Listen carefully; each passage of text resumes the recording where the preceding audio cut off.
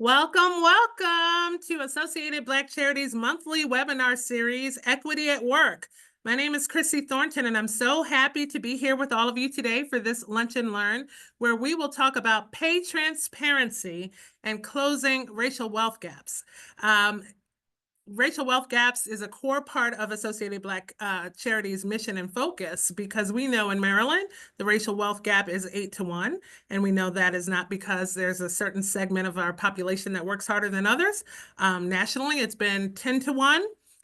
For comparison, in New York City, it's been 15-1. And so this is a relevant topic for us to talk about closing racial wealth gaps in tandem with pay transparency and the movement around that. And so get ready for an insightful webinar to explore the transformative potential of the transformative potential of pay transparency in closing racial wealth gaps. We're going to talk about systemic barriers that perpetuate pay inequities, highlight the importance of equitable compensation practices, and provide actionable strategies for employers and for Black professionals. So today we are so excited to have with us an expert panel to learn more about the topic. And so I'm going to ask our guests to join me on screen at this time.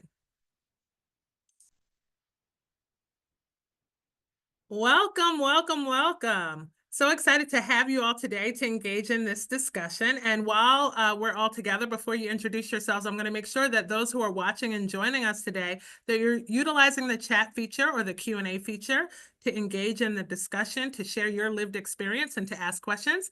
And I would love for each of you just to take a moment to introduce yourselves, to tell us as much or as little about yourselves as you would like, and to talk a little bit about why this topic of pay transparency and closing racial wealth gaps is so important to each of you today. So we'll start with Rochelle. Well, I'm grateful and thankful for the opportunity, Chrissy, and all the work that everyone is doing at Associated Black Charities. So a little about me.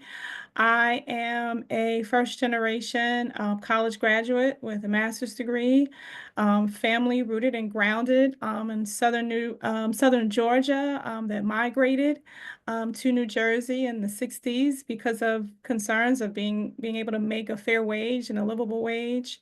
I'm an HR professional of nearly 20 years. I mostly my career in terms of service have been mostly in the nonprofit sector and healthcare and advocacy.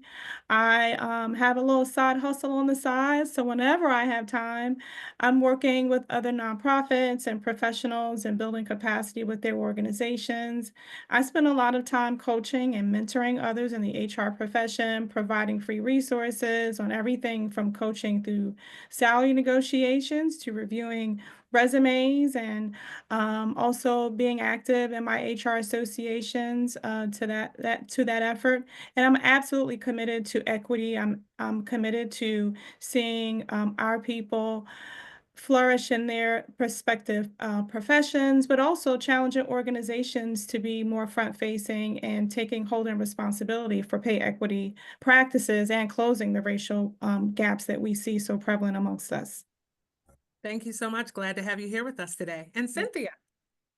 Good afternoon, everyone. Again, also, I want to thank you, Christy, for inviting me to be on the panel. You know that I am a big advocate of Associated Black Charities. It holds a dear place in my heart. Again, I'm Cynthia Meekins. My current position is a CFO of the Lupus Foundation of America. And anyone familiar with lupus knows that lupus attacks Black women. So not only is transparency with wages and pay important to me, but also care, to close that gap of care between, I like to call us Black and brown people. I've been doing financial management in the nonprofit world for over 20 years. My last position before this was a really unique organization where closing the gap between wealth and accumulating wealth was very important. It was, I was the CFO of a CDFI, which is a community development financial institution that lend to Black and brown people that can't go into the typical BOA or M&T Bank and get a loan. So that's very important to me too. And most important to me today and where I am in my life is closing that wealth gap for legacy. Legacy is something that as, well, I can only speak for myself, growing up wasn't talked about. And I was fortunate growing up. I grew up in a middle class family where we didn't have to struggle like some of my Black and brown brothers and sisters. But in that comes other things. You get teased, you get bullied. So it's like, okay, so which one is the right thing to do? So this is very passionate to my heart, and I'm looking forward to the discussion. So I'm so excited. Let's jump right in and make sure that we are sharing terminology today. We know racial wealth gaps refers to the difference in wealth accumulation between Black people and their white counterparts, right? And it is the systemic result of lower wages, reduced opportunities and advancement, lack of mentorship and sponsorship, but also systemic and structural discrimination. Let's talk about pay transparency, though. That's a little bit of a newer concept, and I'd love for either of you to give us your insight on what that is and what it relates to. Well, to me, pay transparency is the key to closing the financial wealth gap today. So you have to be transparent about it. And some of the things that affect it is the racial gaps across the industries. If I'm working for a Black ran organization, am I going to get the same rate of pay if I work for a white organization? Don't know, but you need to be transparent about it. And again, with legacy, the wealth accumulation. There needs to be more education around Black and brown people about wealth accumulation and mobility. And then we need to get into the legislative and policy impact of closing those wealth gaps, pushing for a higher salary when we go in to do interviews. Some of us have pulled back from that and don't feel really like we're worthy of going in and getting what we want. And sometimes even walking away to say no. And just the economic growth and stability in our communities is very important in closing that gap. Absolutely. Now there are some parameters, right? Companies Right. have to share transparency. Tell us a little bit more, Michelle. Sure. So, well, right here in the state of Maryland, our legislators enacted pay transparency. So what that looks like for employers, in the state of Maryland, they are required to share the salaries that they post. So the controversy gets into this is they're posting these broad salary ranges. However, they're required to post them. So that is a part of the pay transparency that we see played out legally here in Maryland, and it's not applicable to all states, but that's one methodology of pay transparency is the mandates that we see on the local level. We can see pay transparency carried out in the federal level, where most federal service programs and entities will post their salaries, and then also pay transparency in organizations that have unions typically share theirs because the salary bands are usually in their collective bargaining agreements. So we're seeing the pay transparency played out again through job ads and in recruitments. And then internally for the organizations that do have a philosophy or do have a approach, then we're seeing that they are actually sharing and being more forthcoming about their approaches to pay and advertising the pay bands and how they're paying their employees. So the policies now say that employers have to publish salary ranges in their job postings, and that there should be some standardization around pay structures across the different roles. But we also know that bias still exists, right? And so pay transparency can help, but when employers are publishing, as you mentioned, those large ranges, it gives them some subjective authority then to still make decisions around who comes in at what rate. We know that the typical Black worker earns about between 23 and 24% less per hour than their counterpart on average, Black men earn 88 cents for every dollar a white man earns, and Black women earn approximately 68 to 75 cents for every dollar a white man earns. So this is a systemic issue in our community. So as we talk about pay transparency, how can that help ensure that we have better access to opportunity and to fairness and justice in approaching job opportunities? I'll start on this one, starting from your point about bias. I believe that holding organizations accountable, but starting internally from the leadership down, and the leadership actually taking responsibility, Chrissy, for having either a culture or a philosophy about their approach to pay, about their decisions related to pay. And then internally within the HR departments, within or having a strategy that speaks to it, have a process. So if there is a documented process, I'm a very process-driven person. So if there is a process that includes that, then we can train supervisors and hiring managers on bias when it comes to either the interview process and making decisions around pay. Having structures that speak to what's the starting point of a pay, what does it look like based off of years of experience, and then looking internally whether it's they've done their own internal work, they've consulted with compensation professionals, but they're really truly making decisions very early on that would help to eliminate that bias, so that we're not looking at race, we're not looking at sex, we're not looking at those elements, but we're actually looking at someone based off of where this pay range is for this position, for example. What is our starting point based off of years of experience? And I continually share with colleagues and or clients or people that I work with, have a process or philosophy and an approach to it, get the requisite training, bounce it off your legal counsel. But what we know and what we see is the bias constantly plays out because it's the conscious and the unconscious bias. It's who's making the decisions, and there isn't anything that's rooted in some type of philosophy or approach that's fair and just. Any thoughts, Cynthia? The bias is there. I agree with Rochelle about having a process and procedure in place to evaluate, to take an audit, really, of the compensation package of the employees in your organization. And when that happens, it needs to be quantitative along with performance, but it really needs to be quantitative. And if it is quantitative, then everything will flow the way it should. Nothing would look out of whack if we measure it the correct way. So I agree and think that the measurement of the pay transparency, the pay scales, as according to the job descriptions, needs to be continuously, I would say, audited. Yes. And so a couple of things in the way that we show up as Black community members and Black professionals that we've talked about before in this series is that sometimes we've been indoctrinated to not negotiate. And so even when there's pay transparency and there is a range, sometimes we're just so privileged and happy to have the opportunity to be there.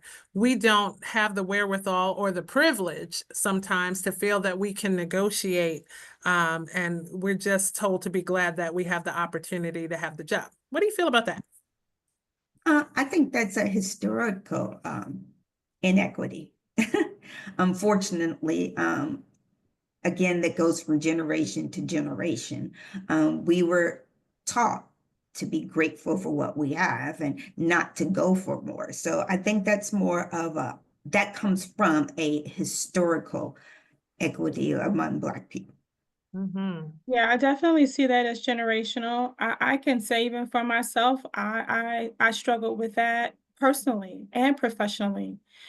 I think that we, like our counterparts that don't look like us, are not taught at an early age to ask questions and to negotiate the why. I think that also it's a point of access to resources, those within our sphere of influence or communities. So either having an uncle or cousin or a best friend or someone that's a mother's friend or a father's friend that we can talk through, I'm taking this new job, what do you think about it? A mentor, for example. And then also to Cynthia's point, feeling grateful, or this sense of us being grateful for an opportunity because of the patriarchy and the systemic practices that have been embedded and rooted into this country, where don't you dare ask a question about your job because you need your job. And this is at every level. So I see most often individuals who are entry level, do not have a lot of working years of experience, tend not to negotiate. But I obviously see the ones that are also new in the field that don't look like us and asking for an entry level role. Chrissy, they are asking for more money. They're negotiating because it's probably a part of their culture. They have someone else that they have bandwidth or access to that is doing that on their behalf. And it's not only the offer letter, it's throughout the employee life cycle. So it is, at the start of an offer, not asking questions or negotiating. It's that promotional journey that you might get through and you're just accepting the promotion offer that's provided. And or if it is areas where you're looking at other opportunities, and the counterparts that, again, they're always negotiating. I have never experienced someone take the first offer that don't look like us. So what Wow. I tend to do is, with the power and the privilege that I know that I have, I encourage people to say, do you have any questions? And then they say, no. I said, yes, you do. Mm-hmm. This is your question. So then I coach them through the You're questions advocating. to help them advocate for themselves to see what it looks like. It's interesting that we talk about how some of the people who don't look like us are more prone to negotiate. What I've, as a hiring manager, what I've noticed of late too is that it's generational.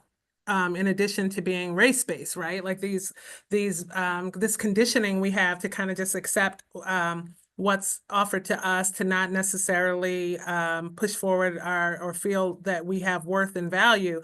But this younger generation of all people, these young people, they are coming out of junior high school, wanting corner offices and six figures and unapologetically asking for all of those things, whether they have the credentialing behind it or not. And I wonder if, obviously there's some middle road that has to be acceptable in a reasonable negotiation. But the younger generation just seems a little bit more fearless in asking for what they believe they deserve. Now, whether they truly have earned it and deserve it is another question. And whether or not they're accomplishing and winning those negotiations is another thought. Any thoughts? And they're asking for more than the money, right? They want the balance. Right. They're looking for the Mhm. PTO. They want the insurance options. Whatever they can get, they are asking for it, which we have seen. I'm a Gen Xer, I think. I'm forgetting what generation I'm in.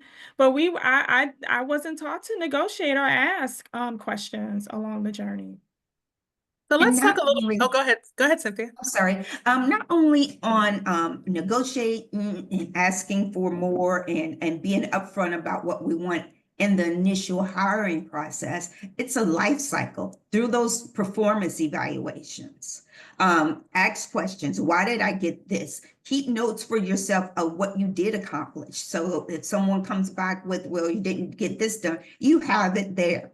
So it's not only at the entry point, but it's through the life cycle of your employment.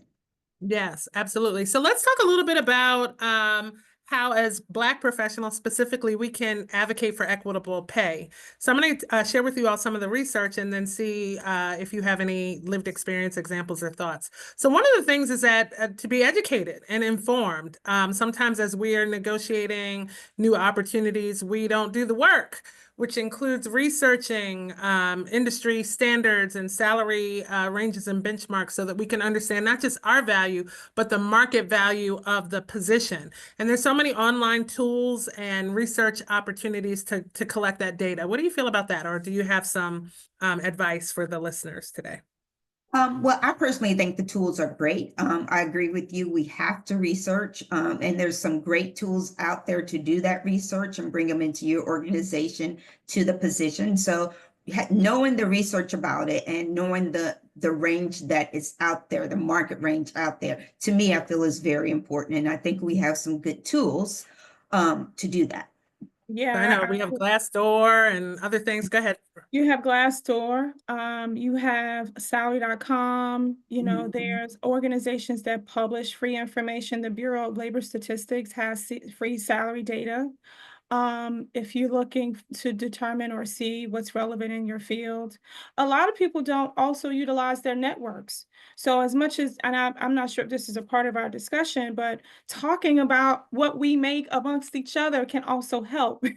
So Oh, we got to talk about that because there's a cultural thing there, right? Where we're yes, told, right. like, don't ask, That's don't how- tell, Don't right? ask, Yeah. don't tell. And I'm not about to have a one up on you because we still should be striving towards the same thing. So when we talk about resources, if I know someone else that's a medical assistant that works at so and so, I could be just saying, hey, like, what are you making per hour? I know you have this amount of years of experience, so it could help me in my negotiating for another job. Sis, I'm not trying to compete with you. I just want to know what's out there. Um, I also, there's another a research tool that many people I have found countless times do not utilize is in the nonprofit sector. You can always look at an organization's 990. Now, don't get me wrong, the 990 is always going to include the highly compensated, but you would get a sense of the budget for that organization. And nonprofit jobs, because I've been in the field for so long, like public service jobs, we know are not going to stay or pay the same. But having a true understanding of a tool and a resource that, yes, what I might see on Indeed and Glassdoor for a purchasing manager role may pay a certain amount. But if I'm going to apply for that job in this other particular space, it may not be the same, or it may be equitable, so that you're not going in also in these workplaces demanding such a high salary and then being disappointed when they say, well, our budget is only 2 million, so this is all we can pay you. So Oh, being yeah. So you're educated, pricing yourself out of the negotiation. yes, Yes. yes. So being educated with the tools, there are plenty that are out there. Again, I encourage people to also seek throughout their networks, right? What salaries are out there, who's paying what, and asking upfront, well, you posted this position at this amount. What is the true average that this position is paying, right? Because we know those pay bands, again, are pretty much out of control at this point. But resources, yes, are out there. Many job postings or search engines like Indeed are posting suggested salaries. So that also gives you a sense, and it's accumulating data now so that you can get a sense of the real true number for what the role would pay. Now you mentioned the 990. I love a 990 now. I'm not only going to look up the It job tells you everything. I'm applying for, but I'm gonna look up everybody. I know everybody's salary in the greater Baltimore region that works for a nonprofit because I'm a looking and I need to understand, I think the comparative analysis between budget and salary and That's right. organizations and all of that. Someone mentioned in chat that the company they work for just rolled out pay transparency where no employee will be penalized for discussing their pay internally or externally. And that's amazing because we talk about why we don't talk about it, but I do remember a day where you were instructed not to discuss salary openly in the workplace, right? And on top of the fact that culturally we sometimes don't want to share that information, it kind of puts us at a disadvantage. What do you think?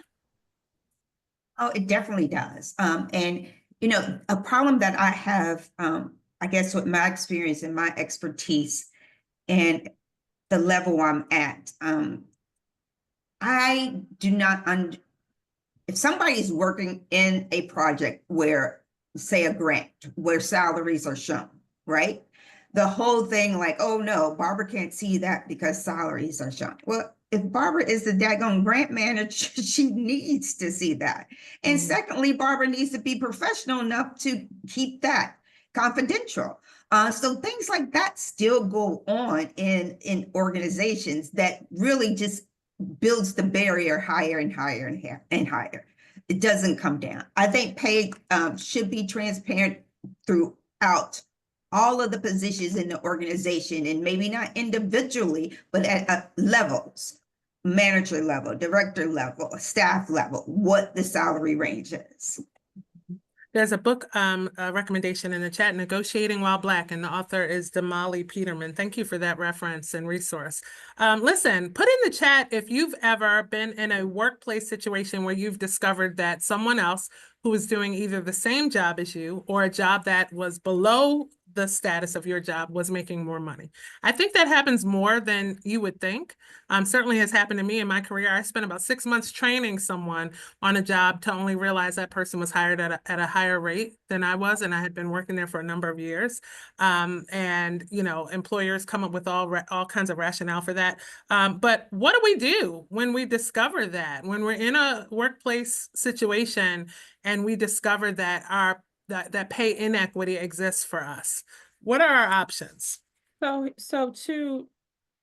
a little bit about what we talked about not sharing pay or talking about it. In this time and era, in the 2025 and going forward, I encourage, just as much as we advocate, if we go to a restaurant and there's a hair in our food and we want them to take it back, we should be doing the same thing about our careers and our pay. We should be advocating, right? So it's starting from the offer, but if you get into a workplace, to your question, and you determine that you're not paid at least equitable to your peers, then ask the conversation from your hiring manager. Okay, we're going to respect the protocol process. That's what I recommend. I have a question. This is what I was offered.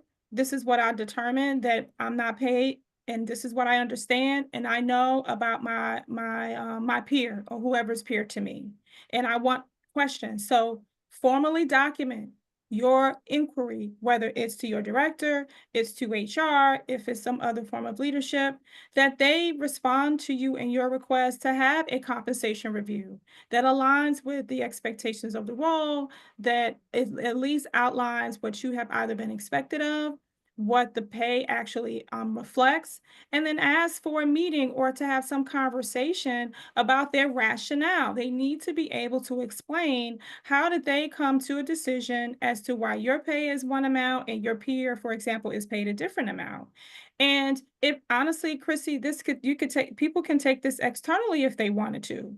And so there's remedies that they could seek if they wanted to go through the EEO and other agencies that exist.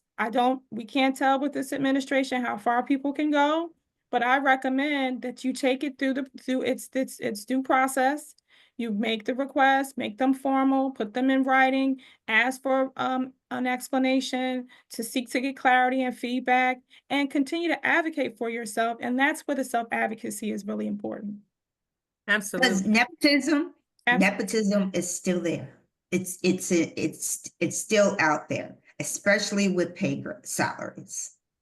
So while our viewers are putting their questions in the chat, I really want to focus on a couple of things. We want to empower people to navigate, you know, pay inequity. Now that pay transparency is a thing, hopefully it can help us know at least some baseline information about positions that we're pursuing out in the workplace. But I want people to have the tools and resources to navigate when it just isn't working out well. On the other hand, I want to stop and say that while today we're talking about how pay transparency can help to close the racial wealth gap, I don't know if I'm fully bought into that. And I must say that I'm a believer in multiple streams of income. I'm a believer that with inflation, that your 9-to-5 job can't necessarily build wealth for you and your family, and that sometimes it will take shoring up different streams of income and investments to really look at how we begin to close the racial wealth gap. It's going to be through ownership, investment, real estate, market shares. It's going to be through all those other things in addition to making sure that we're in equitable pay structures at work. I don't know that I personally believe in money only flowing through the hands of an employer and us only getting paid when the employer says we're going to get paid the amount they say we're going to get paid, the increase we'll get year over year, that's going to do it for the racial wealth gap. So before we go into giving some resources, what do you think about that? Like, how does that land with you all? I tend to be a little bit more militant in my thought processes that yes, we need a 9-to-5 if that's your choice to cover our obligations and to survive and move. But I don't know if Black people, professionals can thrive with that alone. What do you think? I agree with you. I agree with you 100%. We're on the same mindset. I believe in multiple streams of revenue. That should be inherited and a part of us just from where we come from, our ancestors, how hard they worked. But you need more than one source of income for the simple reason, if that one is gone, then you have nothing. So just that simple. And I Yeah, love that you said that, just Yeah. to add on what you said really quickly, there are some statistics. We know that like all it takes is one catastrophe for you to lose your job anyway, right? Like one medical emergency, one down Right. in the market. We're facing a potential government shutdown. Those people, God, bless them, will have to sustain without income. But in addition to that, we have to have things to fall back on and not be so dependent on these systems that aren't built to protect us. Go ahead, Rochelle. No, yeah, that's definitely the systems, right? So, I was thinking about our conversation today and my framework for how I move through life professionally and how I work to set up generational wealth is through the lens of my grandparents. My grandmother, had to stop going to school as a 16-year-old, and she'll be approaching 87 next month. And she worked 2 and 3 jobs her entire life that I can remember. I cannot remember a time where she had more than one job. So when we think about wealth and the wealth gap or creating wealth, whether it's generational legacy to what you talked about, Cynthia, the one income is not going to work, Chrissy. I am a complete proponent of that. I think also because of how my upbringing was, I realized that there isn't one system that I should be relying and depending on. I think that we should be empowering and educating our communities through financial literacy. We should also be at the table helping to change laws through our advocacy. Educating beyond home ownership, because there was a time that our people believed if you just own a home, that was your way out of wealth. It's beyond that. So it's the investment, there's education in that space. The education we already know. All of us are well educated, so we've already accomplished the education piece. But it's so layered because there's when it comes to the wealth gap, the systemic policies and procedures that exist in this country are still yet relevant to the generations that are 2 and 3 behind me. And I'm not the one that's the one job type of mindset. And thankfully, I have a spouse that doesn't believe the same. So we're on the same page of knowing and believing that in order for us to live the life that we want, contribute to our communities, give back to our communities, that we actually have to have multiple streams of income. Absolutely. And I love what you said about home ownership. You're speaking my language. Okay, so the home that you live in is an asset, but not an investment, right? Right. When we're talking about real estate investment, you have to have additional, not the home that is your primary residence typically does not have cash flow available to you. It appreciates, but it does not equal profit, right? Until you move out of it. And so these are lessons that we have to talk about. In general, the average American cannot put their hands on $400 in case of emergency, right, of disposable income. And it's even tighter in our community. So as we're talking about lessening the racial wealth gap, yes, we're going to talk about what it means to have fairness and justice at work, but we're also going to look at what it means to shore up additional opportunities for income. So let's go down the resources, right, for Black workers who want to navigate the reality of salary negotiation and pay equity in workplaces. The first thing, as we've said before, don't be afraid to negotiate, right?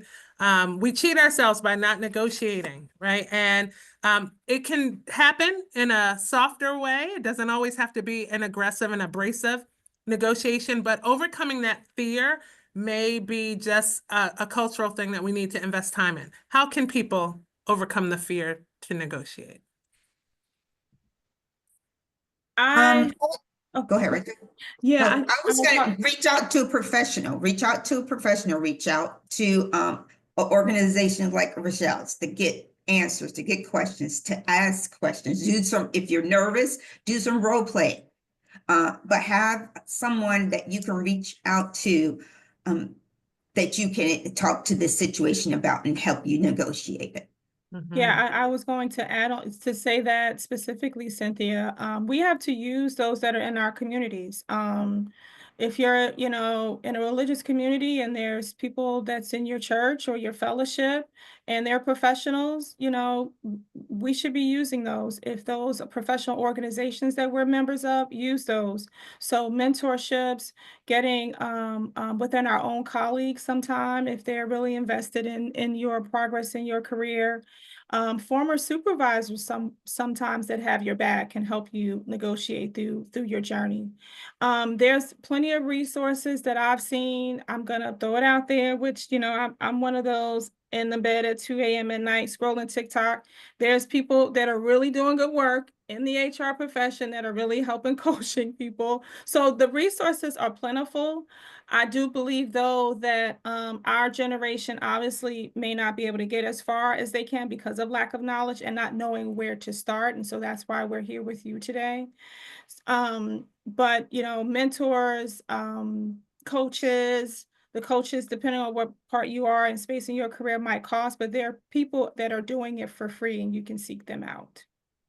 And all they can say is no. That's I all. think when you go in with that mindset, it's easier to negotiate and to ask for what you feel you're worth. Now, number two is don't undervalue yourself. So, as Black professionals, we have to recognize what we might bring to the table. Now, you need to prepare to bring something to the table. And that can influence your not only your expectation of salary, but it could change and shift what jobs you're eligible for in the workplace, so that you can create additional earning opportunities for yourself. So if you know that you bring some special skill set, certification, licensure, or something else, you have to make sure that you add that on your like tally sheet of value that you're going to bring to an organization and advocate for yourself based on what you would bring to the table. Any thoughts? You know, my thought on that is well, not main, a big question all the time during the interview process is, have you ever been in a situation XYZ? Have you ever did any process improvements? It's a lot of questions out there that are thrown at you. You need to do your work, get the resources, get typical questions, but not only have a verbal response for it, but give them a presentation of what you did. Like, don't just sit there and like talk the game and, oh yeah, I did this, I did this. Oh yeah, I did implement that. And this was my implementation timeline. This is how it came out. This was how I looked at the cost of it. What I'm saying is give an example, give a hard example of what you have accomplished. And something so simple that I think is when we see our job posts or the job descriptions that are posted, most all of them have minimum qualifications and skills. So if you exceed those, then say that I exceed those. If a bachelor's degree is required, but you have a master's and you have the training and you have the certification that's relevant to that role, then you exceed those. So highlight on your strengths, highlight on your abilities and your talents and your skills to make yourself valued to the point where you can say, that offer that you came in, I actually exceed the expectations. I really, I'm interested in the role, but here's where I was looking to be. And it's fine. I definitely think that people should be seeking to use their information, and I don't dare say against them, but for them. Mm-hmm. Right. So one of the things that I've always used in my lived experience in interviews, and I use to land here at ABC, is I get to the end of the interview and I like to tell them how much I value myself in telling them what I plan to accomplish in my first 90 or 100 days on the job, and how I would rate my own progress and performance in the position. It's a power move. Listen, I'm sharing some trade secrets with you all today. It's a power move to get to the end of the interview and say, but before we close, let me just demonstrate to you how I would pursue success in this position and how I would hold myself accountable to my own standards of success. These are the things I plan to accomplish in this role, that I have the skill set to accomplish in this role. And here's how I would judge my success in the first 3 months on the job. Because then you're not only creating value, you're telling them that what they won't have if they don't extend the opportunity to you. And so that's something I've always utilized. So number 3 says, don't go it alone. right? It says salary negotiations can be difficult, especially for people of color. Black workers should lean on mentors and coaches, which you all have said. In the process, they can benefit from having conversations with people in the networks, and then you pay it forward. So once you kind of figure it out, you can help guide someone else through handling salary negotiations. One thing that is a pet peeve of mine is when I hear people say, especially about nonprofit workers and leaders, that you can't make any money in nonprofits. Right. Okay, people, that's a fallacy. And Right. people will say that and settle on that because I don't know why. But you know, nonprofits actually give you the structure in many of the higher level positions to create your own salary, right? We bring in our own, we resource our own positions. And so that's something that I frequently pass on as I mentor people who are interested in careers in nonprofit executive leadership. What are some ways that you people can seek out mentorship and so that they don't have to go it alone? How can they I connect? would, I would say colleagues, I would say prior supervisors or managers. Um, I'm sure there's tons of resources out there, like Rachelle's company, that can give you that kind of assistance. But one thing I want to say to you about your comment about the nonprofit sector and being able to basically write your salary and how it's a misunderstanding, especially around the Black and Brown community, that you can't make profits, you can't make money in a nonprofit organization. Well, they're actually totally wrong, because the revenues and the profits that come back from that organization go back into the organization. They're not paying Mr. Bob, who's an investor. So more money is going in nonprofits to be sustainable, including salaries of good employees, than people really realize. So there's some questions. One says, if you exceed requirements, can't you just be denied due to being overqualified? I think that's interesting. And one of the things we know specifically, men go for jobs and opportunities that they think they deserve. And women, specifically Black women, go for jobs and opportunities that they think they can get approval for, because we don't like rejection. And so if you are overqualified, perhaps you should self-eliminate and find something that's more consistent with your value and experience. But I don't think that people deny you for being overqualified. They deny you for wanting more money than the job commands. Yeah. But what do y'all think? Oh no, I agree with you. I believe that that's a perception that many people have, but we have also not even it's some experiences that many of us have had where someone have said you're too qualified or you're overqualified. And what that also comes down to is bias, because you're looking at someone for the potential, they have the experience. And so what happens is they see the experience, they see the education, and they automatically, meaning hiring managers or recruiters, HR folks, they may automatically disqualify someone because they believe that they're going to ask for a certain number or dollar amount.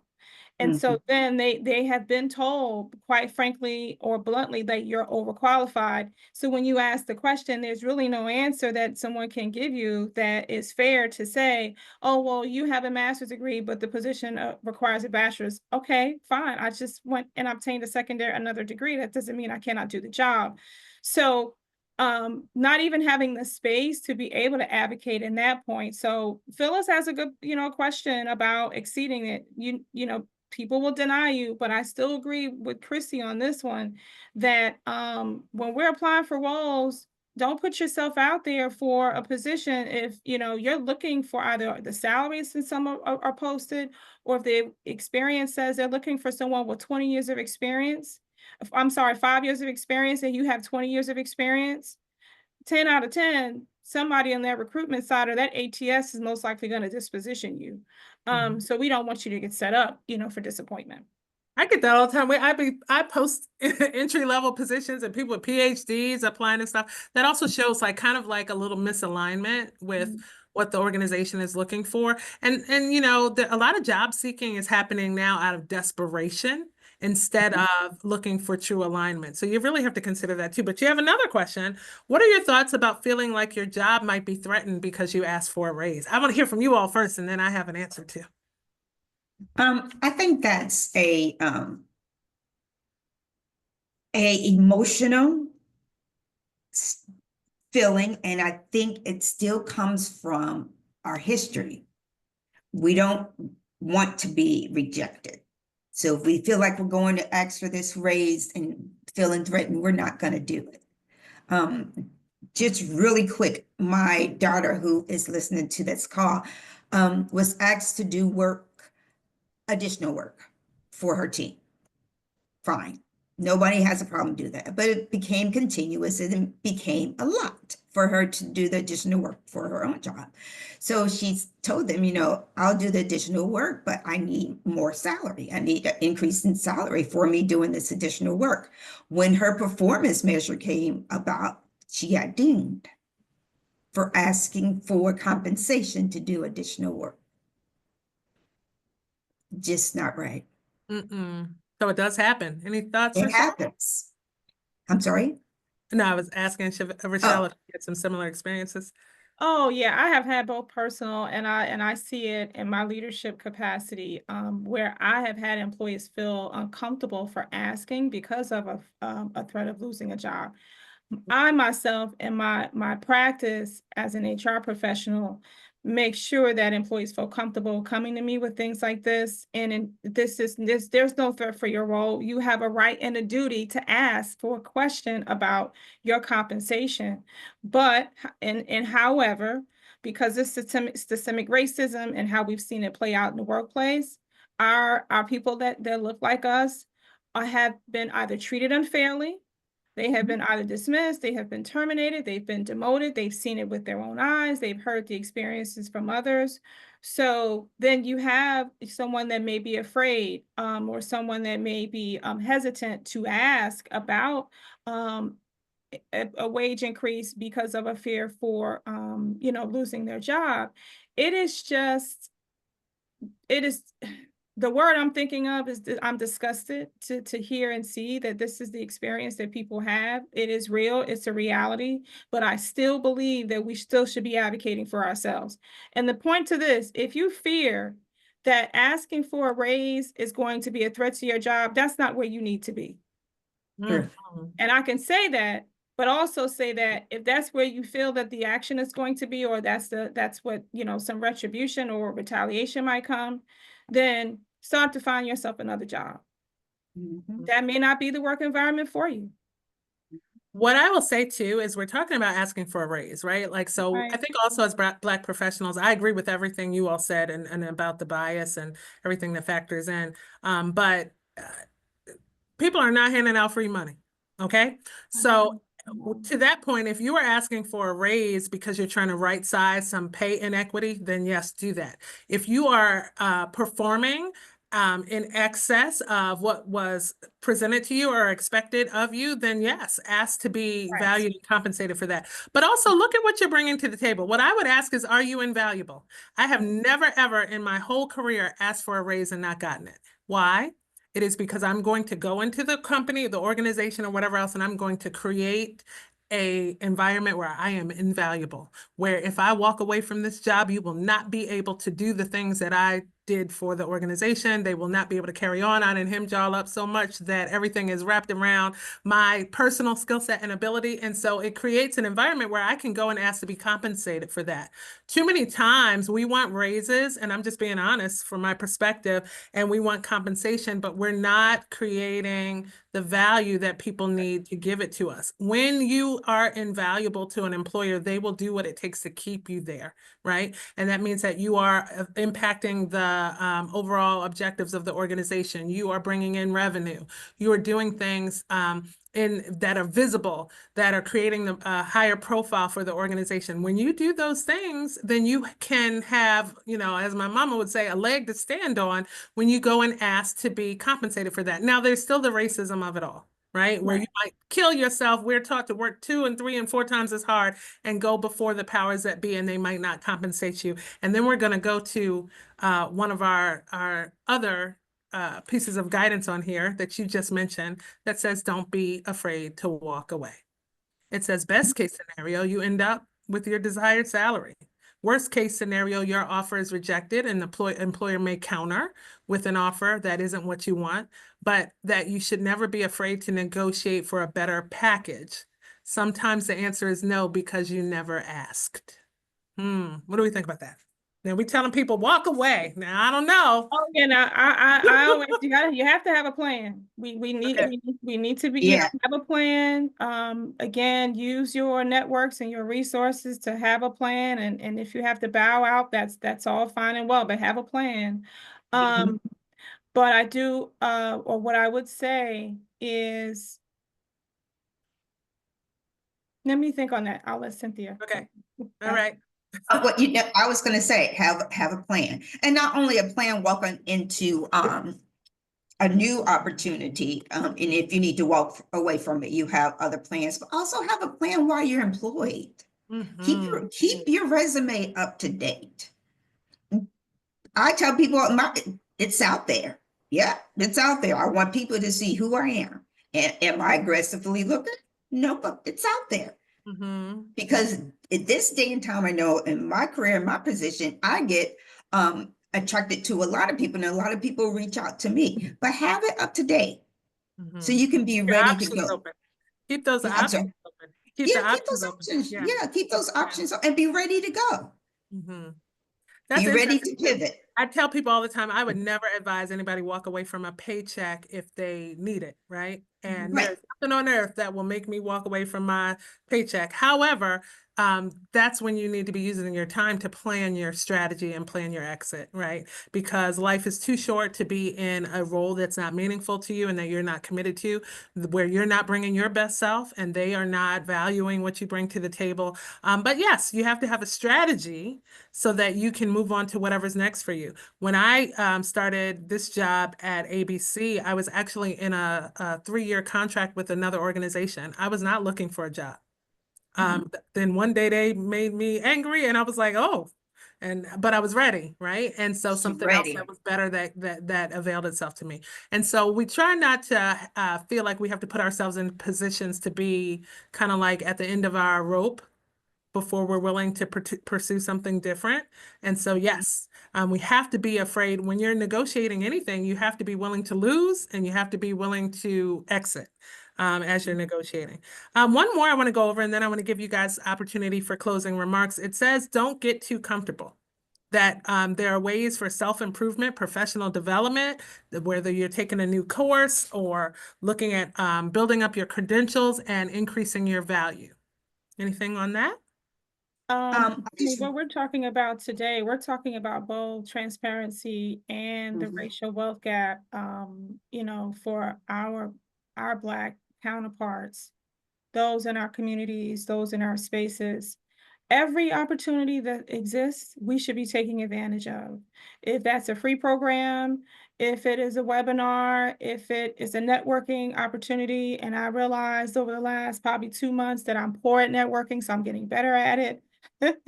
So mentorship opportunities that are available to us, we should be in those spaces so that not only are we learning and growing, but we're finding ways to get that financial education or attending those seminars on investment and home ownership. If that is in the advocacy spaces and learning ways that you can help, your communities, for example, uplift themselves out of poverty-stricken environments. But professionally, yes, and the professional development, if your organization offers professional development, use all of it. Don't leave any on the table. If they're paying tuition reimbursement and you have a goal, use all of it. If they're paying for certification, let them do it. So we should be taking advantage of the systems in a positive way, right? The systems that are there that could create some advancement for us. And One share those systems that you Absolutely. have or you might know with your friends, your colleagues. Sharing. I'm going to share this because I screenshot this the other day. I actually saw this online and it said that you can go on to ChatGPT, which most of us at least have some familiarity with now, on AI, and you write in this prompt. You say, I want to learn whatever the skill is in 30 days. Please act as an expert coach in this skill and create a detailed learning plan that will help me become proficient in this skill. It should include daily tasks, exercises, and goals for each day, progressively increasing in difficulty. Each day's plan should be achievable. And you're really programming it to coach you in new skills and new strategies and levels of expertise. There are ways for us to level up, and you might even figure out that you don't need the employer after all, and you might, decide to transition into your own ownership and your own business endeavors. I want to thank you, ladies, for being on with me today. If you could leave one very brief piece of advice for those of us who are listening, who are navigating pay equity, wanting to build generational wealth for our family and our communities, what would it be? I have more than one word. Okay, no, not one word, one brief statement. Oh, okay. I thought you said one word. Be a catalyst for change. Be a catalyst for change. I'd say invest in yourself. And use your community for the resources that it has. That's so rich.